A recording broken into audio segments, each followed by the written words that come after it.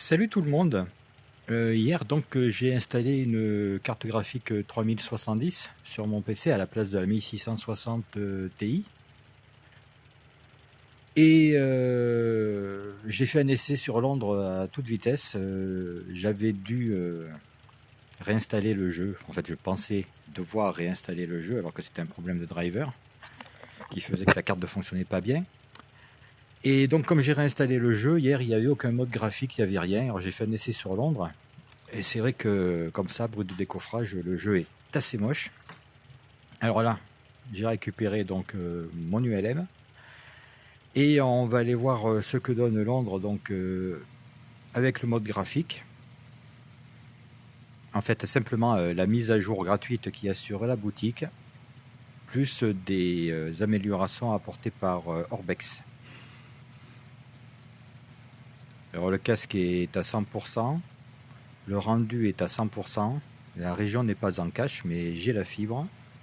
Alors en espérant que grâce au ping de 10 que j'ai, ça y aille assez vite. Bon, l'image, tant qu'on regarde devant, c'est bien fluide. Si on regarde sur les côtés, bon, des micro-saccades. Mais là, pour l'instant, je n'ai pas fait de réglage d'optimisation ou quoi que ce soit. Ah, bah, ce téléphérique, si c'est un téléphérique, oui. Et bien ça y était pas dans la version originale. Faire une petite pause.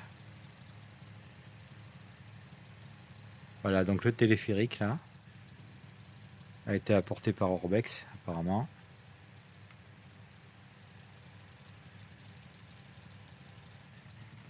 Alors, les bateaux ont dû être redessinés aussi par Orbex, je pense.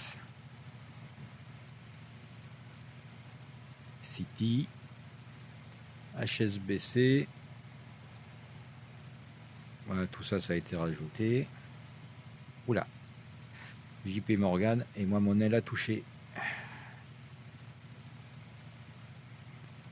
Même si avec la 3070 là, sans aucune optimisation, c'est pas fluide à 100%, c'est quand même nettement mieux qu'avec la 1660, puisque avec la 1660 déjà j'avais 25% de définition en moins. Par là-bas on a de beaux ponts qui n'y étaient pas. Je trouve qu'Orbex fait un très bon travail.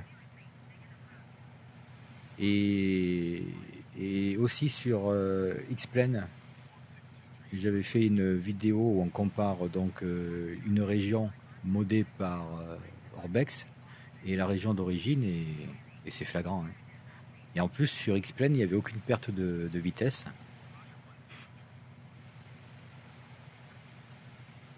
Voilà, ce bateau là, apparemment je crois qu'il n'y était pas le coup d'avant. Je ne sais pas s'il a été apporté par Orbex ou par la mise à jour de Flight Simulator. Donc il faut commencer par installer l'amélioration gratuite de Flight Simulator qui est dans la boutique. Il y en a pas mal à télécharger. C'est déjà ça. Et après on peut toujours rajouter donc des add-ons, soit gratuits, soit payants. Je pense ne pas augmenter la qualité encore des textures, tout ça, parce qu'on est à la limite quand même là. Sauf si, parce que des fois on augmente et ça change rien aux saccades. Donc je ferai peut-être quelques essais plus tard. Sur la qualité des bâtiments surtout. Mais bon, ce qui fait surtout la qualité des bâtiments, c'est les add-ons qu'on rajoute. C'est les villes qui sont modées.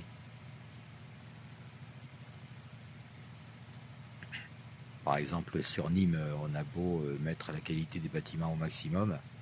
Dans la version d'origine, c'est très très moche. Les bâtiments romains ne sont pas à leur place. Alors qu'avec un mode de graphique comme celui de Talist, on obtient quelque chose de très très beau, photoréaliste. Ah ouais.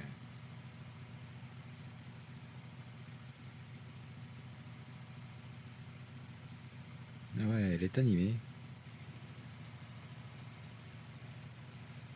La tour BT. Quelques saccades quand même quand on tourne. Voilà, là-bas. Là-bas donc on a la grande roue. Et après sur la droite, là, ça doit être Buckingham Palace. Je me rappelle aussi qu'avec la 1660, il était impossible de jouer et de décoller de l'aéroport de Nice. Après qu'on ait mis l'amélioration justement de l'aéroport. Donc après Buckingham Palace, je vais juste aller faire un tour à Nice, à l'aéroport, pour voir ce que ça donne.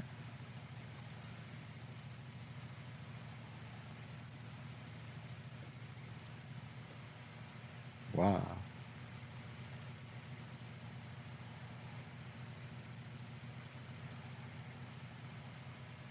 Donc le palace, il doit être par là-bas.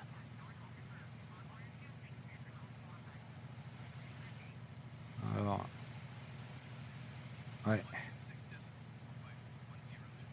Allez, on va faire un acte de lèse-majesté. On va essayer de se poser devant, dans la cour.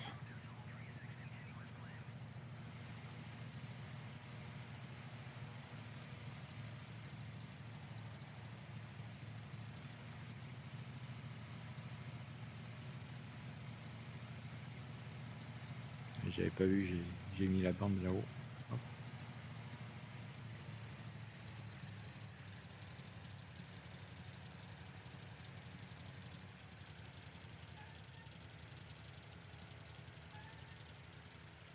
Et nous voilà à Buckingham Palace. Waouh!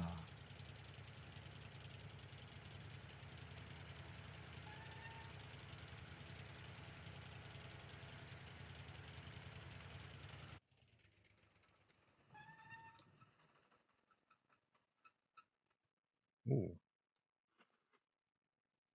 Bon, on va aller voir cette jolie statue. Ah.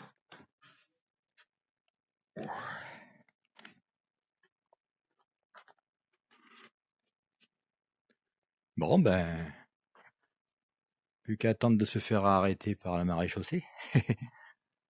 Ouais, c'est chouette quand même.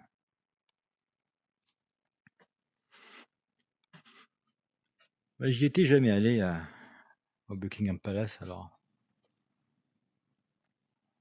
Ouais, l'avion qui passe, le drapeau et tout. Ah, ça a de la gueule, hein.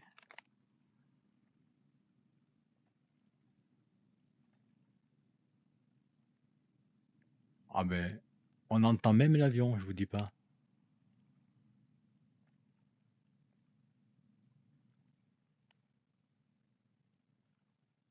Ah, ils ont fait même le décalage du son. On voit l'avion avant d'entendre le son comme un vrai. Ah, c'est impressionnant. Bon, allez, je remonte. Je remonte dans l'appareil. Voilà. Passer sous l'aile. On remonte dans l'appareil. Bien, bien, allez. Alors, comme promis, on va voir si ça décolle à Nice. Alors me voilà sur l'aéroport de Nice.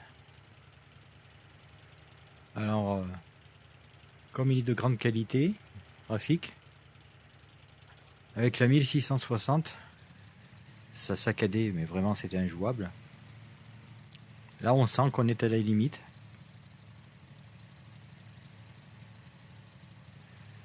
Alors, on va peut-être aller voir les bâtiments, vite fait. Il y a un peu de mal quand on remue vite la tête.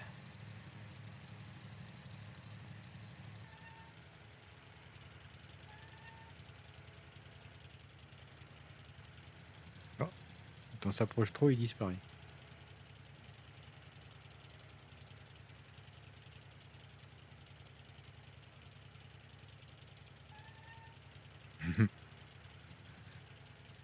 quand même tester ça en vol, vite fait.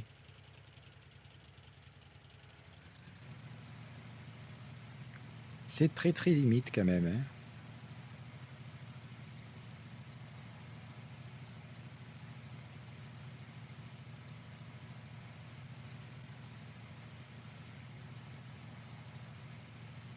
Ouais.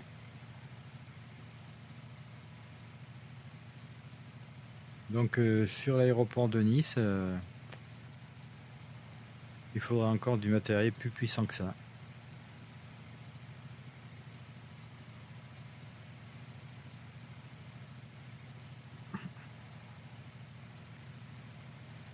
Donc on sort de la zone arrangée. Voilà, en sortant de la zone arrangée,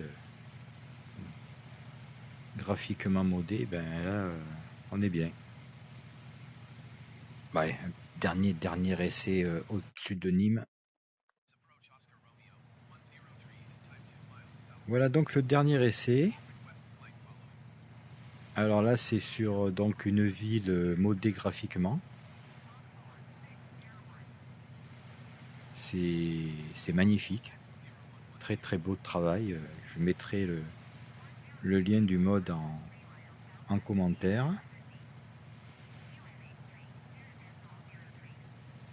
Et là, c'est bon.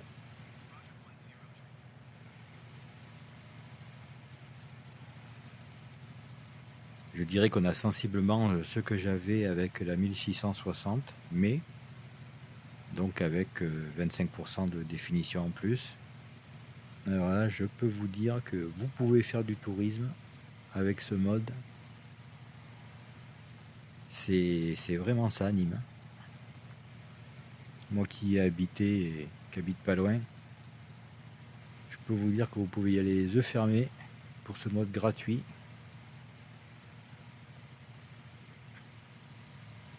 On a tout. Il manque plus que les gens. Eh, c'est sûr que c'est possible. On va pouvoir se poser au pied des arènes. Et voilà.